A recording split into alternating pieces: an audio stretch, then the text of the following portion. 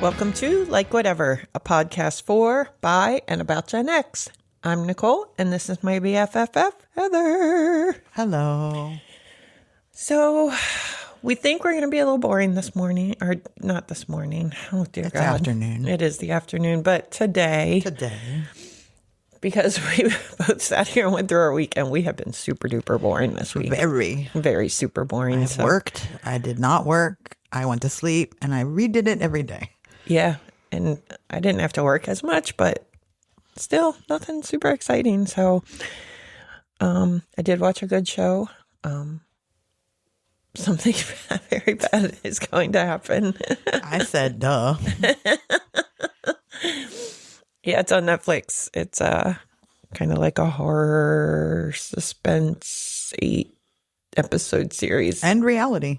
So, Yeah. So it was pretty interesting if anyone's interested in that. Yeah, nothing really happening in the news. I mean, one thing happened in the news, but we're going to get into that. Yeah. One very big thing happened in the news. Yeah, but besides that's pretty much been my entire week. Sorry. This is, just as a heads up, normally this is Nicole's week. Oh, yeah. But I asked to usurp her week. Yes. For a very... I'm going to try to get through it without crying. I was unsuccessful at that yesterday. Yeah. But yeah. Yeah. I've heard that's the feeling for a lot of people, though. I've heard a lot of news anchors and scientists and just observers say that they've cried. So, I mean, people haven't been over there in my lifetime, so. Nope. It's pretty fucking cool. Plus, I'm a big space nerd. Yep. So now that you've all guessed what we're going to talk about this week, it is Heather's week this week again. And she said she has a long script because she is a nerd.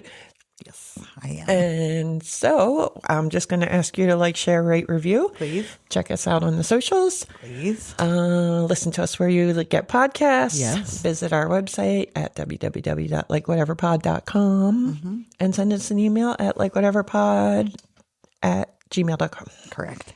All right. My script is 4,995 words. Yes. That's usually where my scripts are once I kind of throw stuff together, and then I have to go through and take a lot out to make it work. Yeah. So well, we got a lot of ground to cover. We do, and it's all good.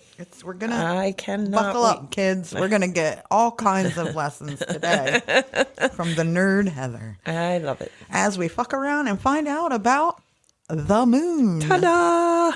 I don't know if y'all knew. It's up there. Not made of cheese. It was the big thing in the news this week, in case y'all didn't catch up. Spoiler alert. I watched TV yesterday. Just all day. Yeah. Yesterday, I knew that the coverage was going to start at a certain time, and then I was working, so I was mad, and I hadn't gotten the itinerary yet. And then when I got home, I was like, oh, shoo. I didn't miss it. Yeah. Plenty of time. Yeah. So, here we go. Okay. In Greek and Roman mythology, and we're going back that fucking far. Guess what? We're going to go back further. Ooh. Yeah.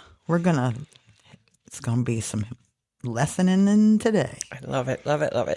In Greek and Roman mythology, the moon wasn't a rock born from cosmic violence. It was a divine presence, a luminous being with personality, power, and lineage. Instead of a single origin story, the moon's existence was explained through gods, goddesses, and celestial family drama. The Greek version, the moon was goddess named Selene. She wasn't just associated with the moon, she embodied it. Selene was the daughter of the Titans Hyperion and Thea, making her literally born from the forces of illumination and vision. Every night she drove her glowing silver chariot across the sky, pulled by white horses and bulls, lighting the world with her radiance. Aww. Her origin wasn't a creation event, it was a birthright. She existed because the cosmos needed a lunar presence, a counterbalance to her brother Helios, the sun. Together they structured time, day and night, order and rhythm. Selene's most famous myth involves her love for Endymion, a mortal shepherd. She begged Zeus to grant him eternal sleep so she could visit him forever. This story explained the moon's nightly cycles on Selena's descending from the sky to watch over her beloved.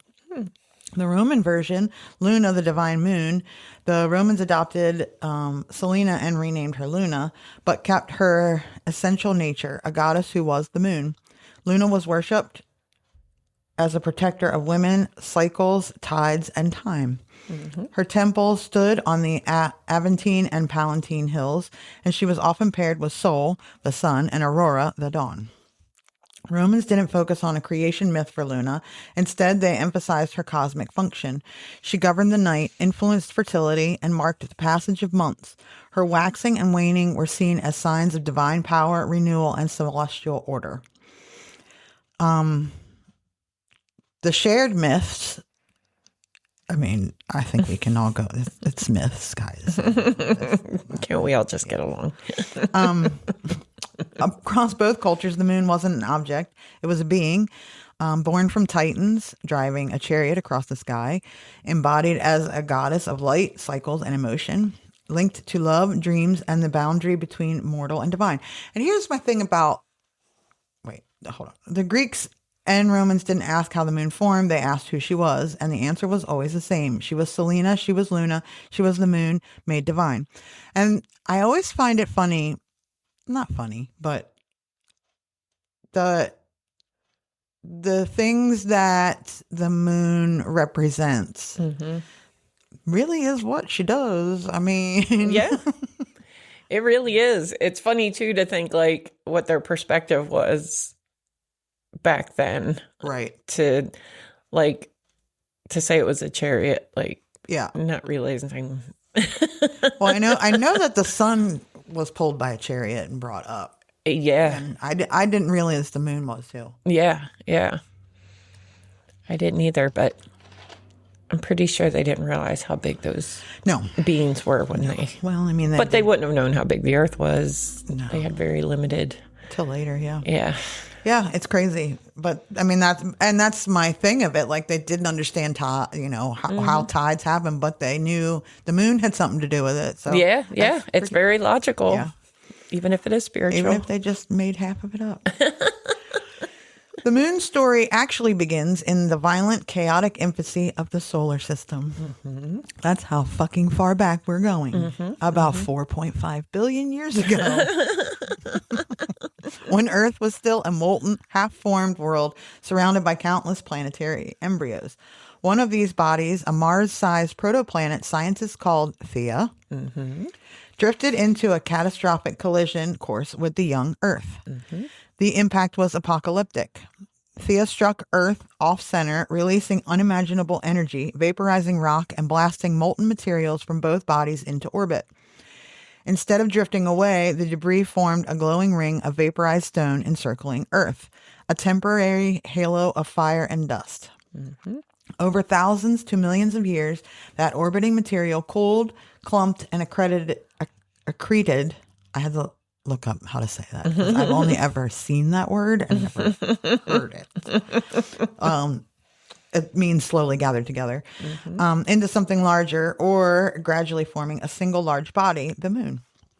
Early in its life, the moon was covered by a global magma ocean, a molten surface that slowly crystallized into the crust we see today. Evidence for the origin comes from lunar rocks brought back from Apollo missions, showing chemical fingerprints nearly identical to the Earth's mantle, suggesting the moon formed from Earth's own material rather than captured or forming independently. Awesome. The moon's low iron content indicates it didn't form from a fully differentiated planet, consistent with being made from Earth's outer layer, not a whole separate world. The Earth-Moon system angular momentum matches what we'd expect from a massive glancing collision. Earlier theories that the moon split off from the Earth, formed alongside Earth, or was captured couldn't explain the combination of chemistry, density, and orbital dynamics the giant impact hypothesis does. In essence, the moon is Earth's aftermath, a companion born from catastrophe. Oh my God. Catastrophe shaped by fire and stabilized by time. It has influenced Earth ever since, slowing our rotation, stabilizing our tilt, and making life as we know it possible. It's not just a satellite. It's a scar, a memory, and a piece of Earth that broke away and never left. So all that's to say. Okay. That was awesome. All that is to say, I'm going to bring receipts about why it is what it is, and not just say that a chariot brings it. So we know better now. If you grew up in the 80s, you remember the music, the malls, the mixtapes. But some of us also remember something else. Feeling alone, feeling unseen, trying to survive things no one should have to survive. My Hearts of Glass book series by Pat Green isn't just a love story set under neon lights. It's about survivors trying to find each other. It's about found family. It's about the kind of love that doesn't fix the past, but helps you build a future. If you've ever needed a reminder that you are not broken, that healing is possible, that love can be safe, come visit the world of Hearts of Glass Living in a Real World and its sequel, Hearts of Glass Fade Away and Radiate. Find the books, paperback, ebook, or audiobook on patgreenauthor.com. Because your story did not end in the 80s. It's still being written. So, the story of Apollo doesn't begin with rockets. It begins with fear, humiliation, and a sky that suddenly felt hostile. In 1957, the Soviet Union launched Sputnik, a polished metal sphere the size of a beach ball that beeped its way across the heavens. It was simple, almost primitive by today's standards, but it was enough to shatter American confidence. The U.S. had assumed technological superiority. Sputnik proved otherwise. Then came Laika, the first animal in orbit. Then Gagarin, the first human. Then Tereshkova, the first woman, which we have discussed before. But I don't remember if it was on the space episode or if it was on the You Go Girls. Then the first spacewalk. The Soviets weren't just ahead, but they were winning.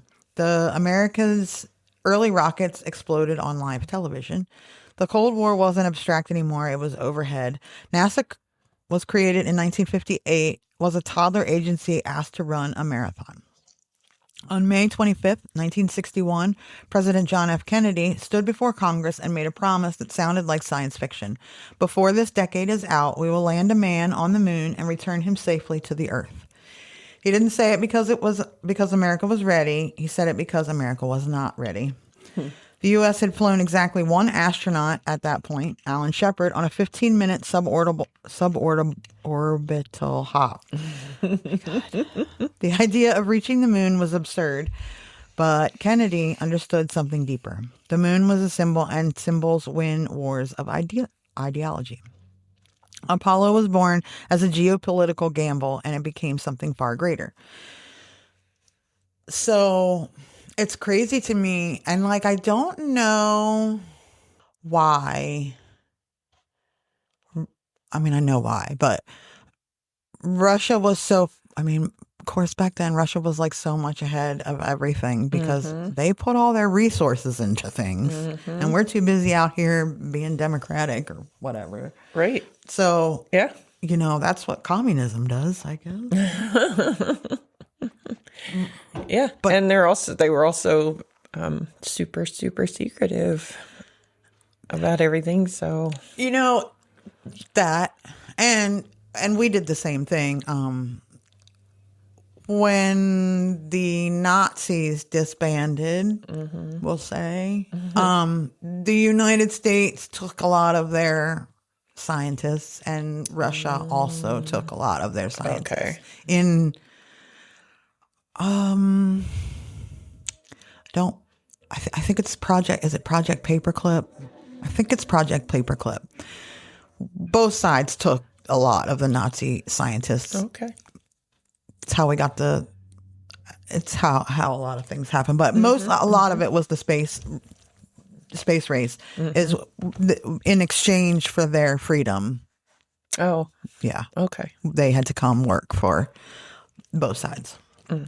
And, they had free time and all the Nazi-ness to do whatever they wanted. So, Yeah. that part to me is always crazy. Like, I know I got a thing about Nazis too. Like, we're going to wrap it on. Today is Heather's favorite day topics. Because I guess they had unfettered and I don't know. They could do whatever the fuck they wanted. And so they gained a lot of knowledge that I think you couldn't have gotten through Being humane. Yeah. Yeah. So Right. I find it a little disturbing. And I mean, I get it. The government does shady shit. I get it. I know. I understand. They've always done it. They're always going to do it. Not going to say anything about today, but, Fingers crossed. Yeah. So I get it. And it just makes me very sad that my favorite thing was born out of Yeah. Nazis. Yes, definitely. But at least it didn't go to waste, I guess. That is true. Yes. That's a silver lining, maybe. So to reach the moon, NASA had to invent new materials, new computers, new guidance systems, new fuels, new ways to test. New fuels, new ways to test, simulate, and survive. The agency grew from a few thousand employees to 400,000 people across the country. Engineers, machinists, mathematicians, seamstresses, test pilots, programmers, and factory workers. Entire industries were created and transformed. The Apollo guidance computer was 64 kilobytes of memory. It was the first major use of integrated circuits. The Apollo computer, and this has always blown my mind too, had less power than the thing you carry around every day. Wow. Unbelievable, right? They sent people to the moon, landed on it, and jacked back up with what you carry around today. Just in your pocket. Yeah, that is willy-nilly. Pretty mind-blowing. That's what I'm trying to say. The Saturn V required engines so powerful they shook buildings miles away. The lunar module had to be light enough to fly in 1/6 gravity, yet strong enough to land on an alien surface. Every piece was a moonshot. And even that, can you imagine, having to come up with this shit? I am lucky to have just gotten here afterwards, so it was just there. But, it's crazy. It is having to think about, you don't know what you're landing on. You don't know what it's up until then, made out of. It was made out of cheese. So, Exactly. Is it soft? Is it squishy? They probably had a pretty decent idea, but... Yeah, exactly. But are you going to land in a flat spot? Are you going to land on jaggedness? How much math is involved to get to the flat spot? Are you going to land in a crater and just keep going forever and get stuck in the inside of the moon? What is at the end? What's in the middle? What's the juicy center? How many licks does it take to get to the center of the moon? On January 27th, 1967, during a routine plugs out test, the Apollo 1 crew, Gus Grissom, Ed White, and Roger Chaffee, sat inside their command module atop the launch pad. A spark ignited the pure oxygen atmosphere. The capsule became an oven, the hatch jammed, the fire consumed everything in seconds, and the nation was horrified. Congress demanded answers, and NASA was gutted. But the tragedy forced a reckoning. Engineers redesigned the spacecraft from the inside out. Safer wiring, non-flammable materials, and a quick-release hatch. Better testing protocols. Non-flammable was smart. Right. Good call. You don't really need to be a rocket scientist to figure that out. Just don't make the rocket flammable when flames have to shoot out of it. Don't build it out of the nightgowns that we wore as children. Not a good idea.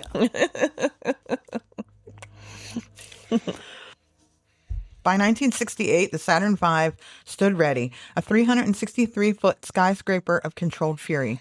It was the most powerful machine ever built by humans. When it launched, it produced more power than the entire British Navy. Its vibrations rattled bones.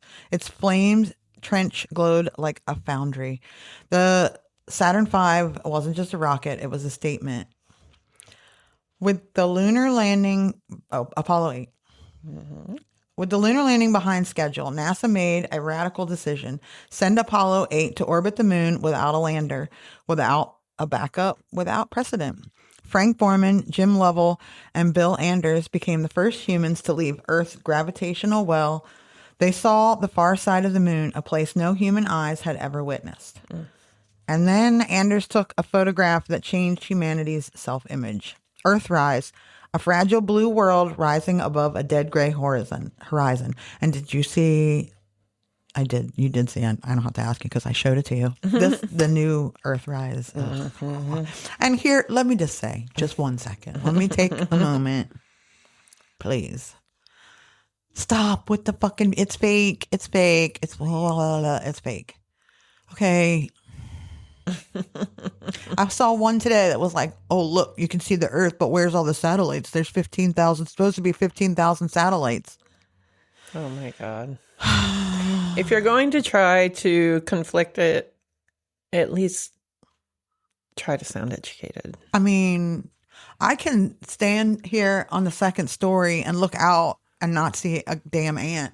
It doesn't mean they're not there. Yeah. So, yeah. Okay. Get back to it. Yes. By July 20th, 1969, the world had been holding its breath for 8 years. But nothing, not the speeches, not the simulations, not the grainy TV broadcasts, prepared anyone for the sheer chaos of the final descent. This is, of course, Apollo 11.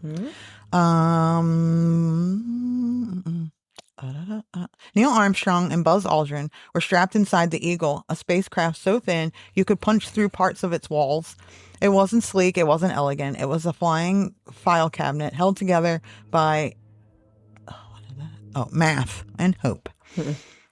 They unlocked from Michael Collins in the command module, and suddenly the two men were alone, falling toward a world no human had ever touched. Then the alarms started. Not one, not two, but a cascade. 1202 and 1201 codes no one had ever seen in a real mission.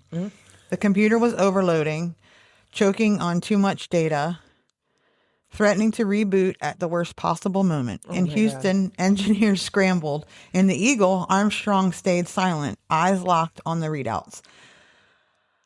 Finally, we're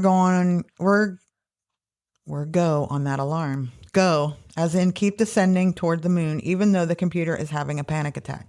The surface came into view, and it was all wrong. The landing site NASA had chosen, covered in boulders the size of cars. Yep, that's what I'm talking about. Armstrong looked out the window and realized the autopilot was about to drop them into a field of jagged rocks that was shred the lander like foil. Called it. So he did the unthinkable. He took manual control. The Eagle began drifting sideways, burning precious fuel as Armstrong hunted for a flat patch of dust. The descent engine blasted a plume that kicked up a storm of lunar powder, blinding them to the ground. Buzz Aldrin called out numbers like a heartbeat. 30 seconds, 20 seconds. It wasn't just a countdown. That was how much fuel remained before the lander would abort on its own and fling them back into space or crash trying. Oh, Lord. Armstrong kept flying. 17 seconds, 15, 13. The dust cleared just enough. A flat patch. Armstrong eased the Eagle down, the engine whispering, the fuel nearly gone. Then, contact light, engine stop. Houston, Tranquility Base here. What did he say? The Eagle has landed. In mission control, grown men cried. In living rooms across Earth, people screamed, prayed, or simply stared. The world had just watched two humans land on another world with seconds of fuel left and a computer on the verge of collapse. I mean, that's nuts. That sounds like a movie. Right? It sounds like the ending to any sports movie, to any disaster movie, to any romantic comedy. You couldn't have scripted it more. Like, okay, I get it. You do not want to have any of the, like, when they do these missions now, there is literally no margin of error. Oh, yeah. They know what's going to happen every single millisecond. They can come up with every Yes. could have, would have, Yes. may have. Like, I think they probably even come up with, like, if the moon is pulled by a chariot, what should we do? And the horses speed up and pull it out of the way. What should we? They have like it all mapped out. They don't. There's no Yes. surprise. Yeah. But back then, yeah, you were like, you jumped in a trash can and said, shoot me in the sky and let's see what They happens. had balls back then. I'll tell you. I mean, don't get me wrong. They have balls now. Oh, yeah, for sure. The people that do it now do. But back then, when you really did not fucking have a clue what was about to happen to you, and you were in a tin can. Yeah.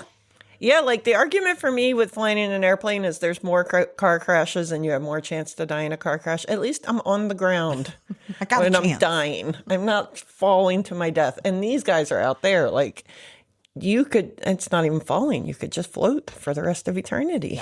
You know, it's funny because my work bestie said something because I guess I rub off on people. And he said he had been up all night having panic attacks about space. He saw the one of the spacewalks where they just went out on the little zoomy thing and then came back.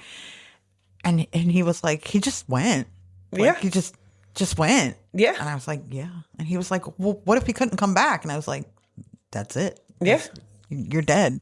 And he was like, well, and I was like, I mean, if it were me, I'd probably pull the space, like I pull like a hole in the space. I'm not going to just float around and choke to death without oxygen or whatever. Or freeze to yeah, death. Or you're going to. Or get hit by an asteroid flying Yeah. by. That would be a pretty You fun pull way a to piece die, of your clothing off and that's the end of it. So yeah, it's pretty instantaneous. yeah, it's like less than instantaneous. I was like, that's what I would do. And I'm sure that's what they're training. I'm sure that they have Oh, yeah. I would way think out. So. Yeah. because you can't just let somebody float. I know we have all these movies where they're like, oh, we're going to come up with a plan. And I mean, I'm sure they have I don't know. I don't work for NASA. They don't let me. It would be interesting to talk to an astronaut, though, because they would have to think about that. Would you want to float around for a little bit and just kind of take in the sights before you die? Or would you do it quickly so that you don't find out what's going to happen? So I know with Columbia, they knew they were going to die. I mean, it was a very good possibility. It was highly likely that they were going to die. But they gave it a go. I mean, what other option do you have? I mean, that's just the thing. There's that, especially then, there was no rescue coming for them. No. Now we have them where they're going a little more, because we have more launch pads that they can launch from, and we don't have to worry about the shuttle and blah, blah, blah. Russia sends them up, and we send them up. China. Yeah, it can be done. Right. And just was not that long ago. But back then, it was it would be months before they could get something else up. And I mean, personally, if you sign up to sit on top of a rocket and get shot out into space, you're probably pretty good with dying. Yeah, for sure. You've come to the end of your. Yeah. I mean, if I was strapped to a rocket and they shot me out into space, I could die. Yeah. If I could see the Earth and that, like I could, I'd be good. Yeah, It'd be I get okay. it. I get it. It's not my thing, but I get it. So I can understand. I would think that they probably have in like the Plan Z pile. Like, well, what are we gonna? I'm not just gonna fucking float around forever until you come get me. Like that's Right. This is the end, my friend. I'm not gonna die of asphyxiation because that sounds horrible. So, Neil Armstrong stepped onto the surface and said the line that would echo for generations. That's one small step for man, one giant leap for mankind, as if you didn't know. The real miracle was that they survived the landing at all. So 4 months after Apollo 11, NASA sent Pete Conrad and Alan Bean to the moon. Apollo 12 was swaggering, confident, almost playful, the "we can do this on purpose" mission. Their goal was to land within walking distance of Surveyor 3, an unmanned probe that had been sitting on the moon for 2 years. and they nailed it. Conrad landed so close he joked he could hit it with a rock. Apollo 12 proved Apollo 11 wasn't just luck, it was skill.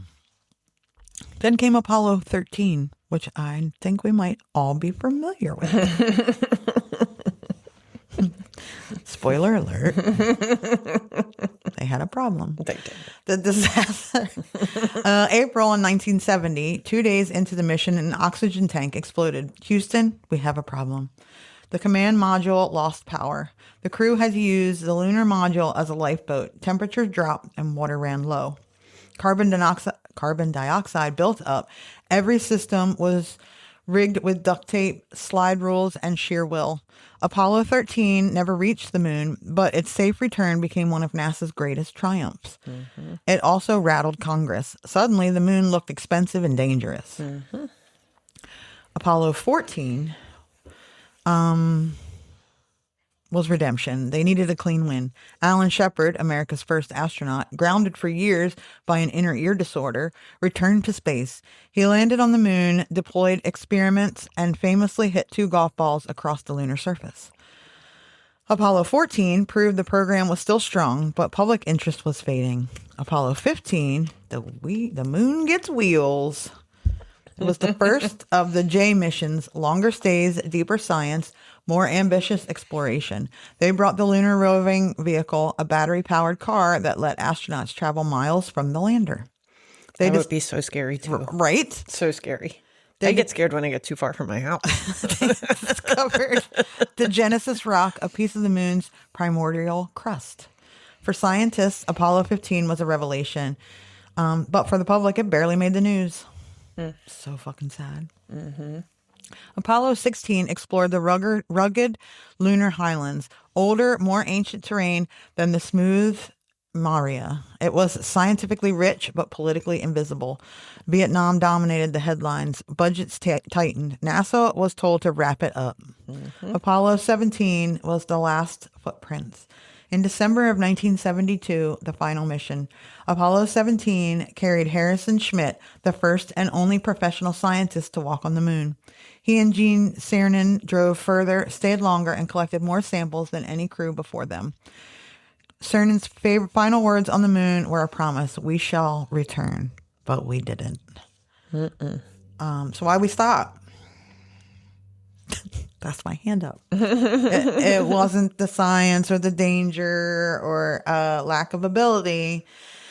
And this is the question I have been hearing, I don't even know, a million times in the last 2 weeks. Why do we even stop? Well, Vietnam. Mm-hmm. Billions were being spent overseas. Mm-hmm. Congress wanted NASA's budget slashed. Mm-hmm. People didn't give a fuck anymore. Mm-hmm. Apollo 15, the people had moved on.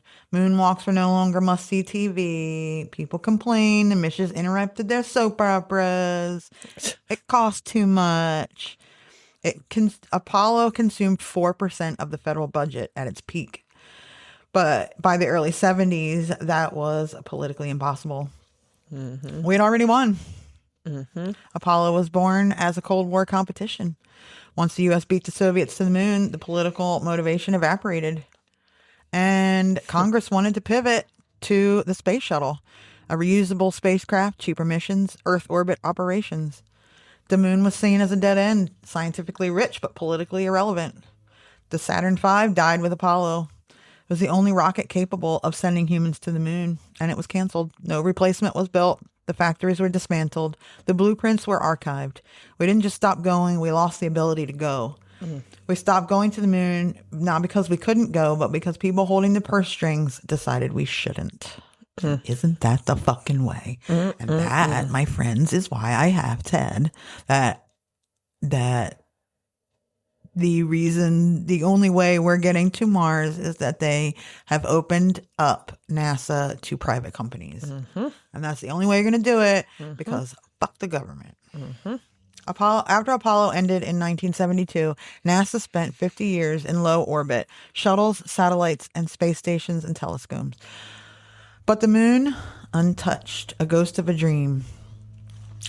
Let's go back to 1984 right here. We'll send us to Nicole's diary before we get moving to head in time. Gotcha. Because Larry pure delight, we're laughing through her teenage plight. So grab your snacks and brace your soul. This middle school madness out of control. All right, so now we skipped a few days. We are at May 7th. It's a Monday in 1984. Boo. And I wrote Orioles on the little girl's nightgown, and I don't know why. Were you a big Orioles fan? I don't know. I don't know if it's the birds or the team or my grandma had a friend named Oriole. Like, I don't know. All right. So on May 7th, I haven't been writing for a while, and I'm writing tonight because my mom told me to. Oh, well, there you go. I was working on my report. There we go. More homework. I know. That's all I did. All you do. And it's in projects tonight because I didn't have any homework. Oh, so I was working on future projects. Oh, nerd. I was getting caught up on the ones because I didn't have any homework. Nerd. And my mom gave me her senior prom pocketbook. Oh. And I remember that. I don't remember her giving it to me when I was 11, but it was really pretty. It was this little, like white, off-white satin with the beading all around it and the little chain. Like, oh my gosh, super cute. Yeah. I think I still have it somewhere. Really? I don't know what I would have done with it if I don't, but yeah. We used to play with my mom's prom dresses. You'll not believe this, but hers were all pink. I don't ever remember my mom's prom dresses. And none of us fit in them. My mom was a teeny, tiny, skinny ass bitch. Until she had the other one. Her wedding dress, my sister fit into it when she was like 10. Wow. It is tiny. Wow. Teeny, tiny little mom. Oh, yeah. She's so cute. Yeah. She's mad today. She is.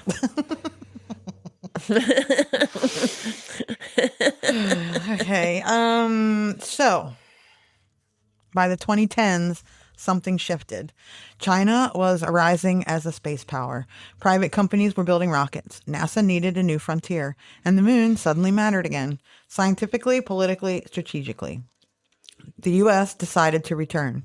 But this time, the mission needed a new name. Apollo was the sun god. His twin sister, Artemis, was the moon goddess. NASA chose her deliberately. Artemis isn't just go back to the moon. It's build a permanent presence there. The goals are huge. Land the first woman and the first person of color on the moon. Explore the South Pole where water ice exists. Build a lunar base camp. Build Gateway, a small space station orbiting the moon. Test the tech needed for Mars missions. Apollo was a sprint. Artemis is infrastructure. So like I've said before, you cannot get to Mars without the moon. You can't pack enough shit and take off from here because it takes too much effort unless you invent some new way to take off.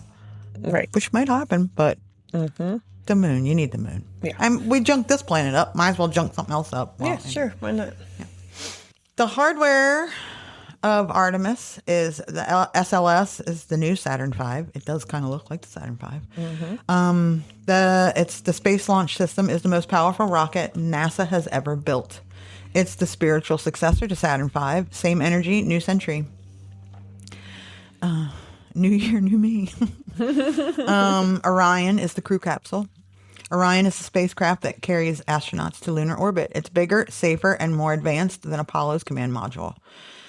Gateway is the lunar space station, a small station that will orbit the moon and act as a staging point, a science lab, a refueling depot, a transfer hub for landers. Think of it as like the moon's front porch. Oh. The lunar lander is built by SpaceX. NASA hired SpaceX. I'm going to use the term hired loosely, to build the human landing system, a modified starship that will ferry astronauts from lunar orbit to the surface.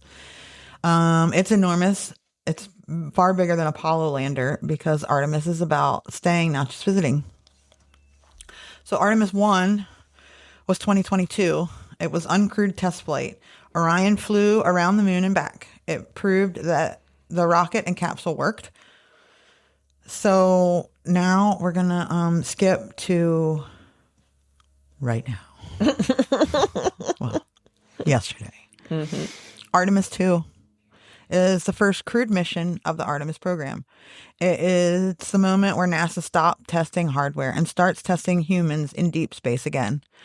It's not going to land. It's a lunar flyby, a long looping trajectory that sends astronauts further from Earth than anyone has traveled since 1972. It's Apollo 8's which also, this is what I find crazy. That they sent one out and zoomed around and were like, yeah, we're good. Let's put people in it. That's crazy. Yeah, exactly. I mean, I guess it's crazy. I guess it's not crazy. If you're going to do it, go bigger, but go home, I guess. But I don't know. For me, I feel like you should maybe just do it like maybe twice. Yeah. Before you send people. Make sure it wasn't a fluke. Yeah. Artemis 2's crew is deliberately symbolic. A statement about who gets to go to the moon this time. Oh, by the way, Artemis 3 will be the dress rehearsal. It will, I don't know if I put that in there, but it will land and then take back off. I don't think people are going to get out of it, but okay. Yeah, Artemis 3 in next year. Okay. I might have put that in there, and then I got, sidetracked.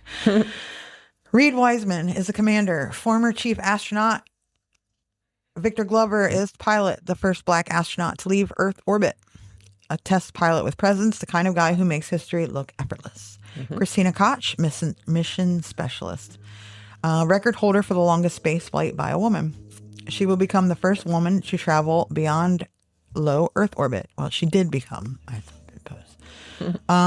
Jeremy Hansen, mission specialist. A Canadian astronaut, the first non-American to fly towards the moon. A diplomatic flex, and a partnership milestone. The crew is the anti-Apollo, diverse, international, modern, and chosen to represent the future, not the past, unlike the cowboys of Apollo, which they were. Yes. They had bitches and hoes everywhere. The SLS, Space Launch System, the most powerful rocket NASA has ever built. More thrust than the Saturn V. A controlled explosion designed to throw humans deep into space. Orion, the spacecraft that carries the crew. It's larger, safer, built for weeks, not days. Equipped with a heat shield that can survive re-entry at 25,000 miles per hour. This is the first time it's carrying humans. It's a 10-day mission, which we're almost through. By the time you all hear this, it'll be over. Or close to. And Isn't it Friday? Yeah, Friday at 8 p.m. Okay. They splash down. I think it was 8. I'd tell you later. Okay. After launch, Orion stayed in Earth orbit when I got the itinerary of it. Obviously, it was before it went, so pardon the future tense. It stayed in orbit for about 24 hours while they tested life support, navigation, propulsion, communications, and manual controls. And all that failed is the toilet. Yes. This is if anything's wrong, we can still come home window. SLL's upper stage fires, sending Orion on a long arc toward the moon. This is the moment where Earth stops being home and becomes a shrinking blue marble. Orion swings around the far side of the moon, the side no one on Earth can see. The crew will be further from Earth than humans since Apollo 17. Then the return trajectory, gravity slingshots them back towards Earth, re-entry, and splashdown. Orion hits the atmosphere at Mach 32. The heat shield takes the brunt, the hottest re-entry since Apollo, and they splash down in the Pacific. Yeah. I mean, even that whole just counting on gravity to snatch you up and take you where you're supposed to go, like, it's all scary to me. Yeah. Okay. So, let's go back in time to yesterday.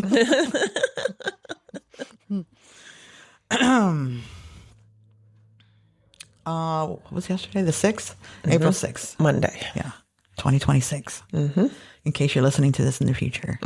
If so, all of the podcasts that I listen to in that have old episodes from like 2020. They're like, if you're listening in the future, I hope things are better. And the whole time you're like, it's not. It's just not.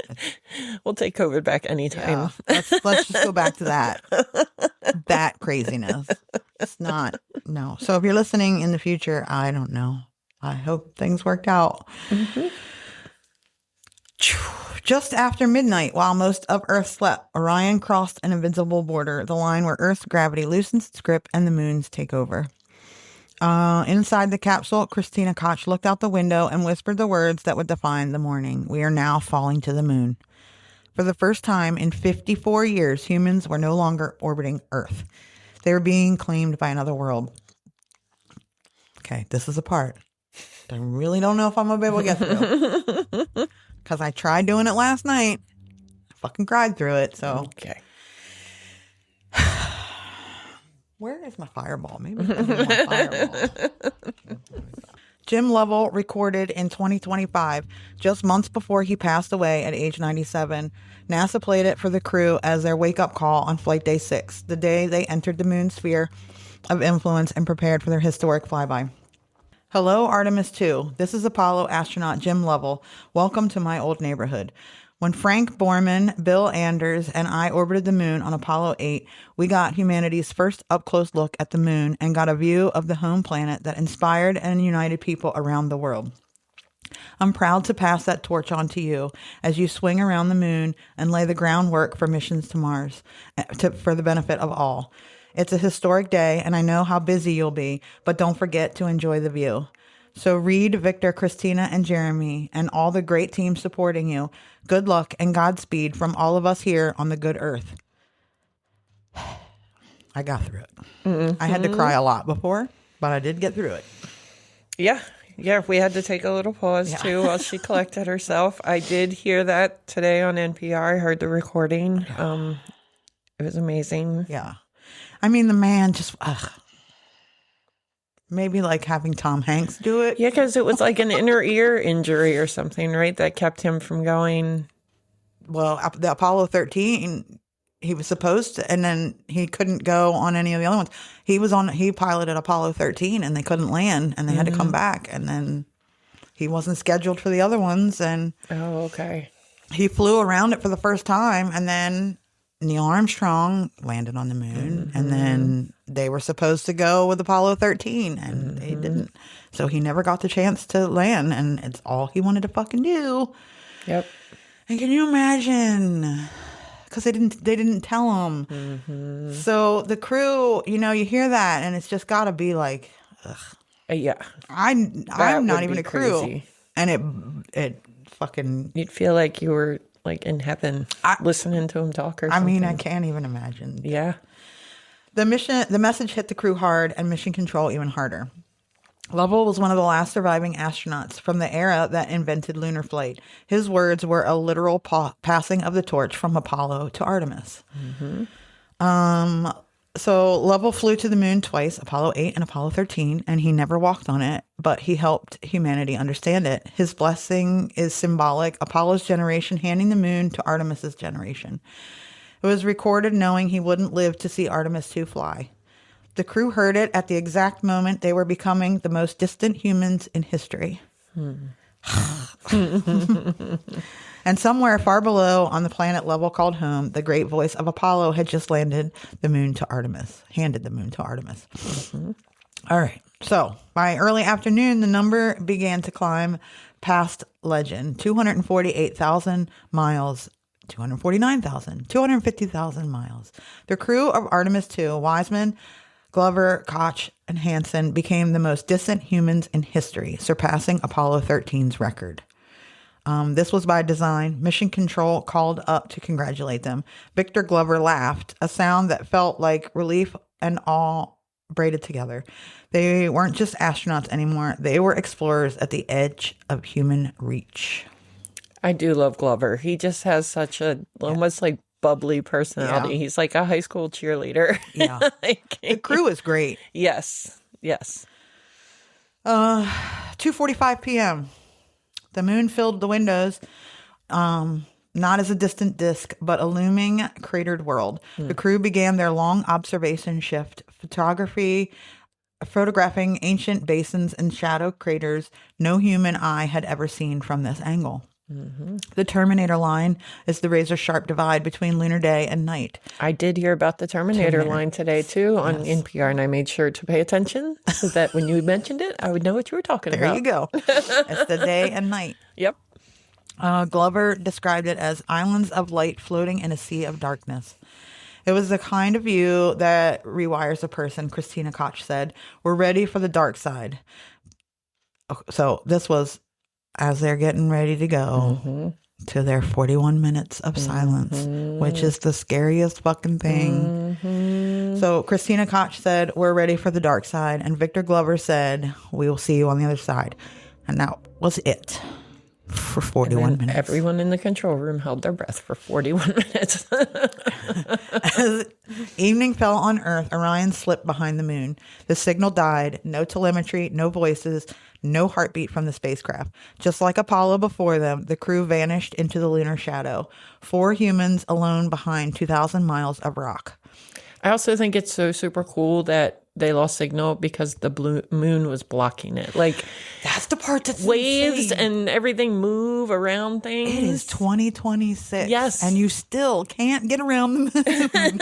You can't talk around the moon. No. It's crazy, right? Your signal drops. It's insane. Mission control waited. The world waited. Silence pressed in like a physical weight. Somewhere on the far side, the crew watched Earth set, the blue marble sinking behind the lunar horizon, a sight no human had witnessed in half a century. At 7:02 p.m., the closest approach. At 4,070 miles above the surface, Orion skimmed the moon's gravity well. Craters rushed beneath them like frozen explosions. The far side, the side that never faces Earth, stretched out in stark ancient silence. It was the moment Artemis II was built for. The moment that justified the rocket, the capsule, the training, and the risk. The moment humanity returned to the moon's hidden face. So they got to see stuff that we will never see because it's on the other side. And, by the way, one of the radio stations out of Baltimore, 98 Rock, as soon as it was 5:30. They started at 5:30 and they played Dark Side of the Moon. So cool. I mean, I'm a nerd. I get it. I know. But come on. That's fucking crazy. And I paced around the house for 41 minutes. And the NASA YouTube channel told you fun stories and cool stuff about the moon. And it's just like, okay, I get it. These astronauts, they were busy doing shit. Taking pictures and, and all and everything. But still, the fact that for 41 minutes, there are 4 human beings that we have no way to help, talk to. If they just flew out, there's nothing we could do. There was nothing, no way to stop it. No. Yeah, and while you say that they were working, they said that they were very fortunate that everything was so good with the capsule itself that they really could just get into the moment, enjoy the work, do what they wanted to and needed to get done. So, and I heard they saw like browns and blues and all kinds of cool stuff. The NASA YouTube channel, while they were out of contact, showed you all the geological training that they went through to spot the different kinds of, because they're not geologists. So, geologists. And one of the funny things that I thought about is like, they're not professional photographers. They're not, obviously they were trained for years to do these things, but they're not geologists. And what if, and I guess that's why they get to go and I don't. What if when that happens, you're just so just in a trance over the sheer beauty of what you're seeing? Like, you all, we're looking at this thing from this far away, from 250,000 million miles, 250,000 miles away. We're very far, 400,000 miles. we see it, and it's fucking beautiful. Especially on a full moon when it's low and it's huge, and you can see all the little craters, and you're not even seeing like a tenth of the beauty that these people see. Yeah, that would just... How do you not get mesmerized by it and just forget? I get mesmerized looking out a plane window down at Earth. Right? like all the little fields and how square they are. And you're like, how did they get that so fucking square? When they're not up here looking. I can't even get it square, like drawing on a piece of paper. It's fucking amazing. And so like this fact that they could see, and this is shit that hardly anybody has ever seen. With their own two eyes. Like, yeah, we've seen it in photos, blah, blah, blah. But they're looking out the window. Yeah. And it's right there. That would be wild. Right? So wild. I don't know how you can pay attention to anything else. and then you got all this shit you got to do. Take pictures and look for this and look for that. And that's a lot of work. And you just have to just be like this. And you have to, at some point, and I'm sure they were, take a moment and just be like, wow, like we are here. Yeah. Because it's not like these people were just chosen at random off the street. These are people who have wanted to go into space. That's crazy. Yes. It's like just, yes. I just go on too much. I know. At 7:27, the signal returned. A burst of static, a carrier tone. Then Reed Weissman's voice, calm and steady. Houston, Orion has reacquired signal.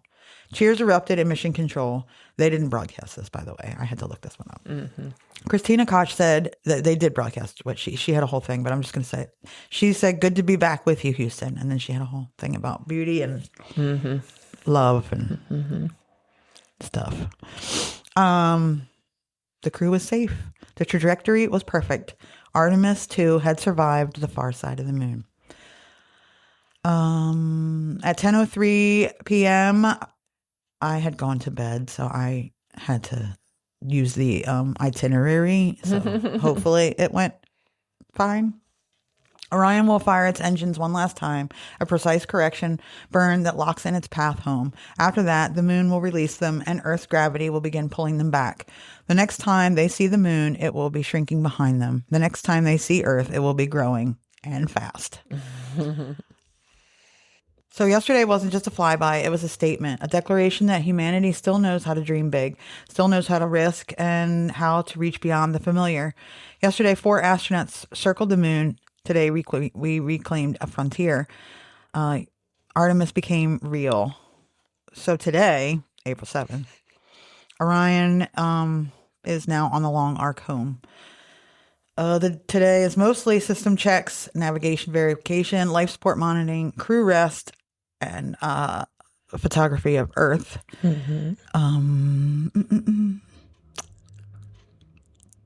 April 8th, tomorrow, the quiet part of the mission. Radiation, environmental measurements, deep space comms tests, exercise and medical monitoring, heat shield thermal checks, cabin environment stability tests. NASA may adjust the schedule based on real-time conditions, of course. April 9th is re-entry prep. The crew begins preparing for the most dangerous phase of the mission. Stowing equipment, securing the cabin, putting their pressure suits on, running re-entry simulations, verifying guidance and navigation checking, parachute deployment systems, and mission control performs final trajectory updates and confirms splashdown zone weather. April 10th, Friday. We don't know exact time because it's updated by NASA Daily. Orion approaches Earth at Mach 32, the fastest and hottest crewed re-entry since Apollo. The heat shield must withstand temperatures hotter than molten lava. It skips a skip re-entry maneuver. Orion bounces off the atmosphere to reduce G-forces. Its final atmospheric entry, the parachute deployment and main parachute deployment. Splashdown in the Pacific Ocean near San Diego, approximately 8:07 p.m. And recovery by U.S. Navy and NASA teams. And this will mark the end of the first crewed lunar mission since 1972. So super cool. And it's so cool that you're talking about this while it's happening. I know. Like, that's wild. I know.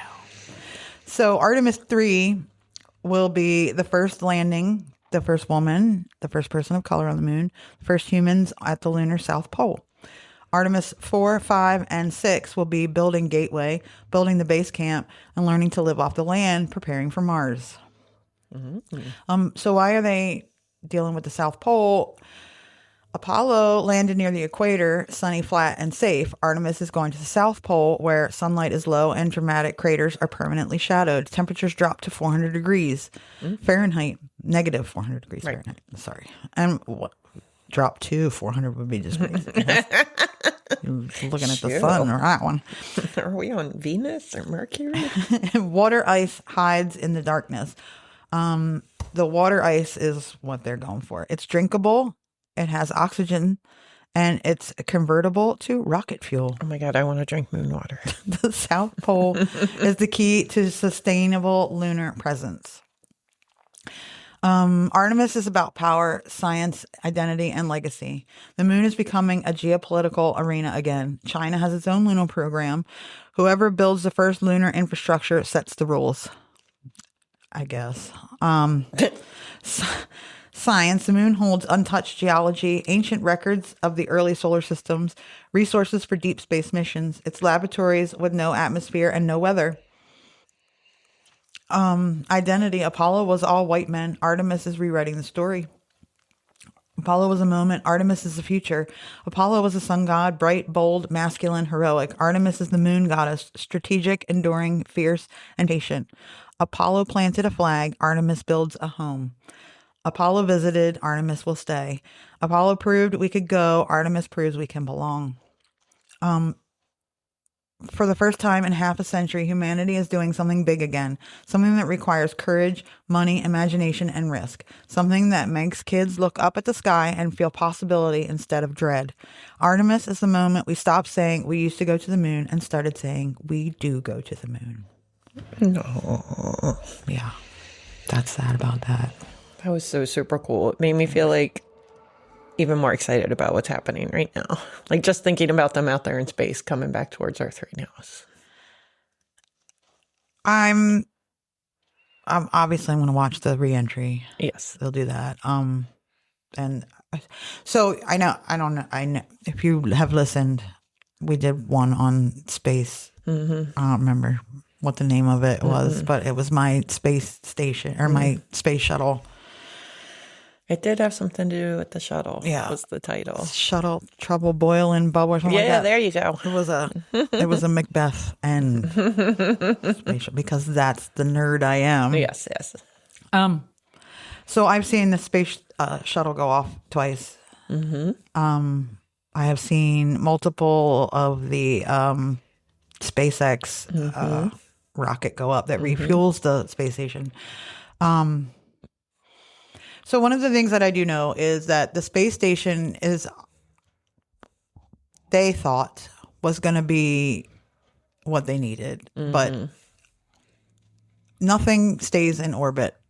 It constantly is falling. Right. The space station has to keep pushing itself back up. And obviously that's not sustainable. You can't, it's just not. So eventually they are going to bring it down.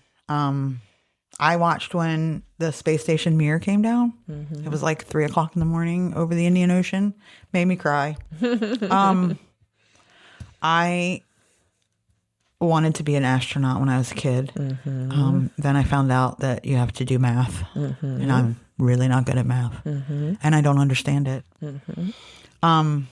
So yesterday was pretty fucking exciting for me. And I hope that there are kids out there that watched it and were, it's also funny because I saw a lot of people when Artemis took off, it was broadcast over everything. And I saw a lot of people on the internet saying, was I the only Gen Xer holding my breath on that one? And as many as I've seen go up, it is a hold your breath moment.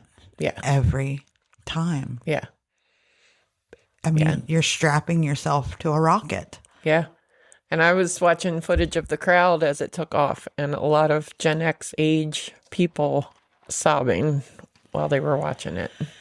I think part of the problem with the space exploration up until now was because we had that experience. Trauma. Yeah, I think it's, boomers wanted to go. They had that, we're going to fucking land on the moon and we're going to do all this. And then when we came in charge, we were like, oh, that blows up. That was really upsetting.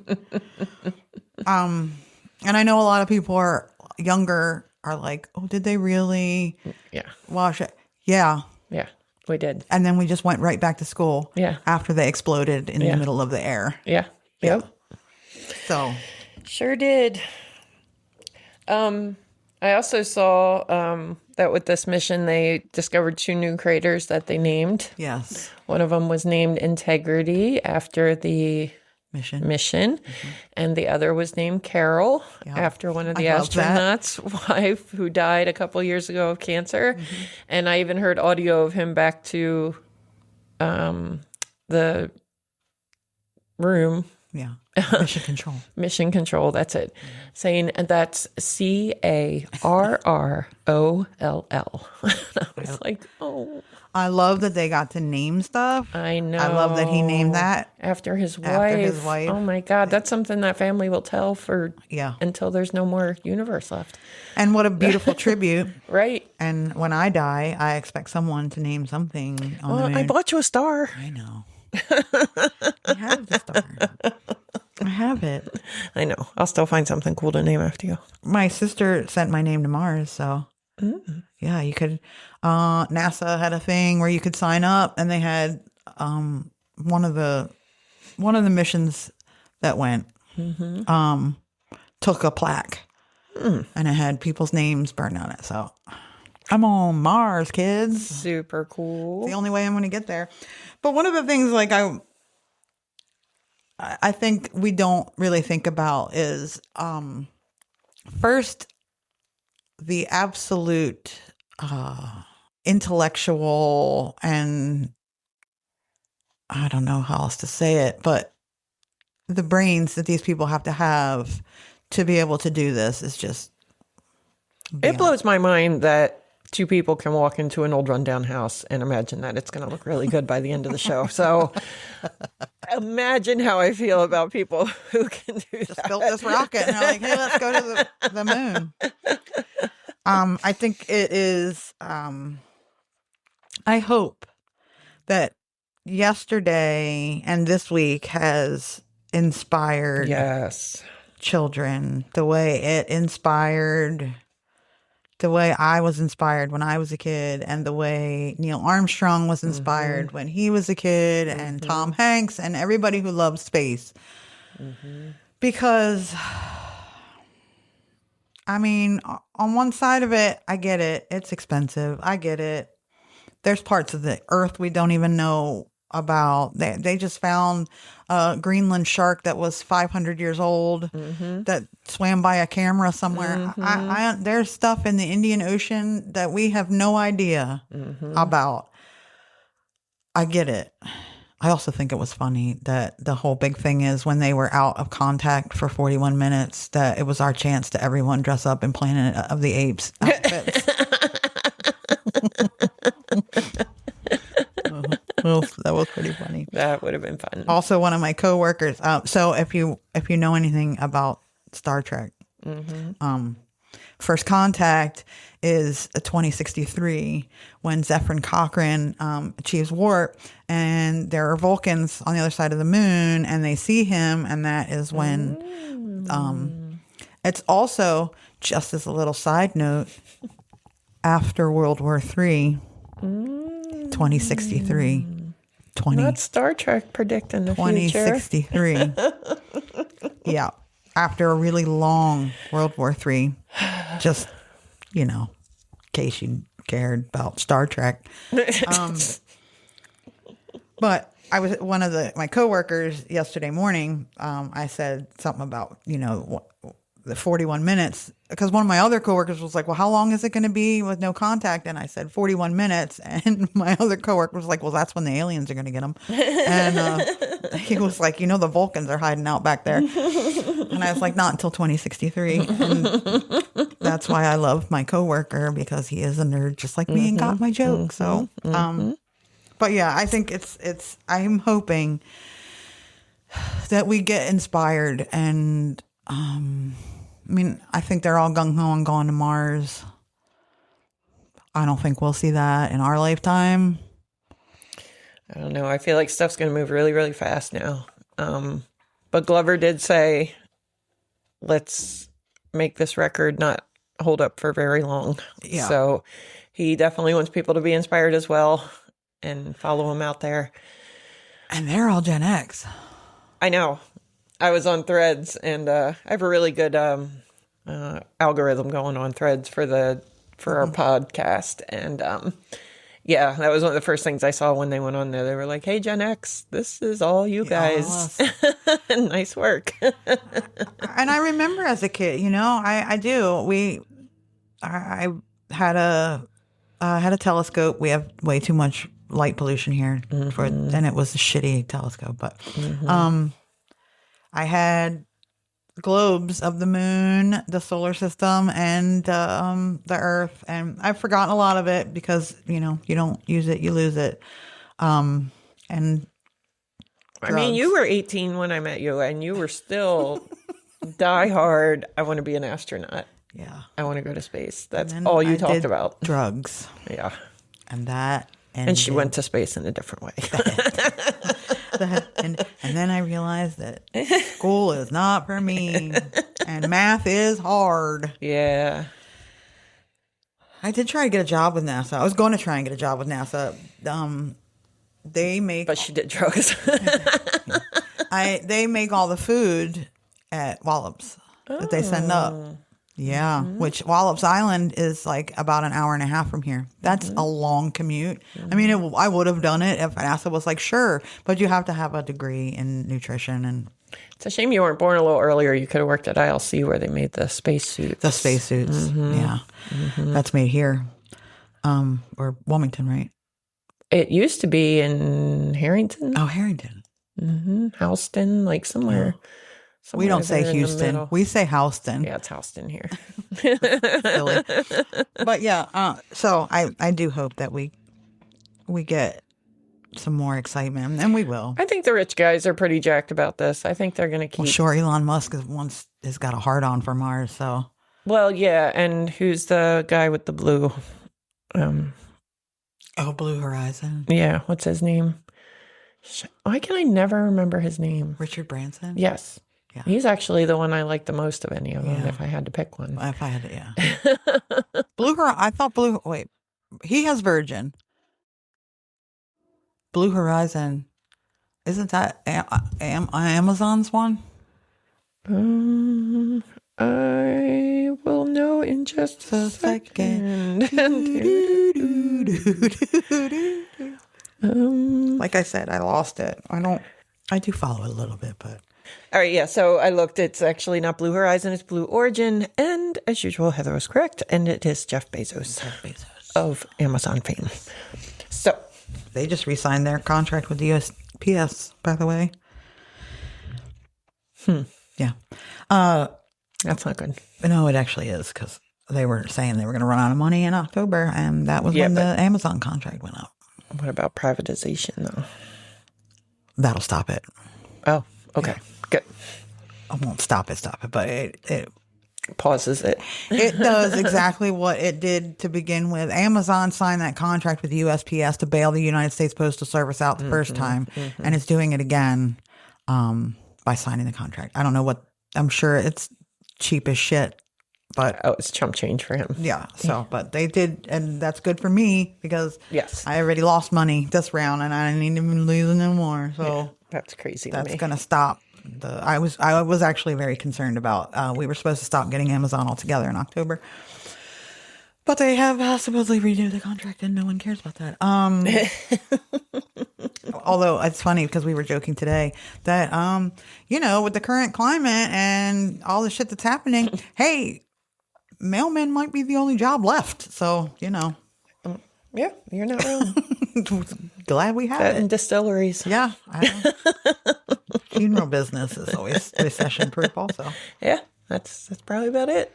All right. Well, dream big, kids. Yes, and help your kids to dream big and their kids to dream big. Let's go back to the moon. Yeah. And if you have a hankering, and NASA's putting up all the pictures that they took today, they're putting them up from yesterday, which is also crazy that they can just send this shit back and forth. It's so crazy. But if I send you an email from right here sitting in front of your face, takes me it'll 10 take minutes. 10 minutes for you to get I it. know. We don't have NASA satellites. I guess. Back in my day. Back when I was a kid, we had to use a stamp. And it was only 10 cents. Thanks for listening, everybody. Thanks for indulging. Thank you. Yes, thank you for indulging Heather. She sent me the text. Do you mind if I do this week? And you do the next 2 weeks. And I said no. And I meant no, you can't. But I did it anyway. But I was just kidding. And then yesterday she was like, I bet you can't guess what it is. And I was like, I knew the second you sent me the text that said, can I do this week what it was for? I have to do, it's like a semi-annual Heather Nerds Out to Space. It is. And it was perfect timing. Like it really made it feel like different for me because it's actually happening right now. Like they're actually still out there. And it was successful. Like they got around the moon. Everybody's alive. Okay, good, great. Now we just wait for them to land on Friday and then we're good.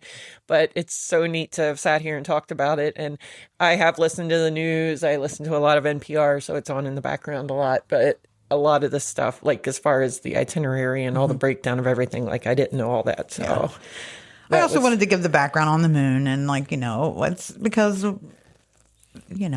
we've come very far from thinking that it was brought by chariots to what we know now. And we learn new stuff every day. So I'm still bummed that's not made out of cheese. I'm sorry. I'm really not interested in going if it's not. I'm sorry.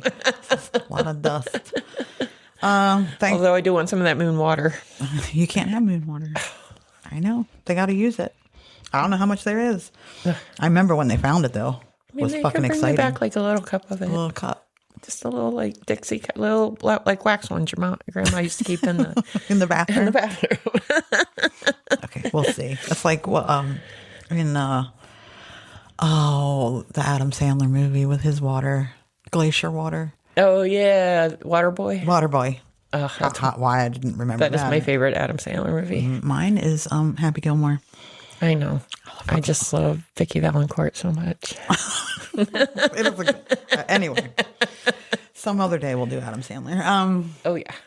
Thanks for listening. Mm-hmm. Thank you. Rate, share, review. Please. Find us on all the socials. Yes. At Like Whatever Pod. Mm-hmm. We have a website. Mm-hmm. It's likewhateverpod.com. Mm-hmm. Mm-hmm. The YouTube. Mm-hmm. We got a YouTuber, Rooney. Mm-hmm. We have a TikTok, but I don't ever do anything with it. Mm-hmm. Because we'd have to actually make videos. One day. Yeah. We have an email. Mm-hmm. Mm-hmm. You can send us an email about what planet you want to visit, either on drugs or not. At likewhateverpod@gmail.com or don't like whatever. Whatever. Bye.